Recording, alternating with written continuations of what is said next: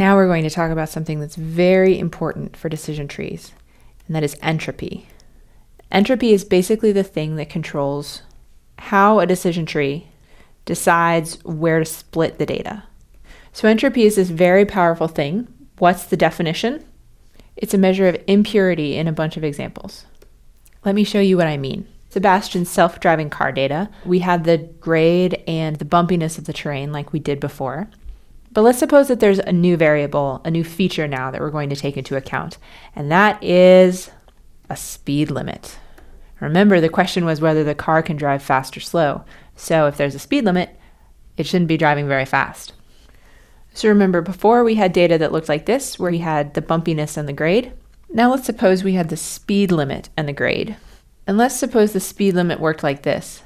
If the speed limit was in force, you're in this half of the data, and if the speed limit is not in force, you can go whatever the speed you like, you're in this half of the data, the lower half of the scatter plot here. So then when the speed limit is in effect, doesn't matter what grade it is, everything's going to be slow.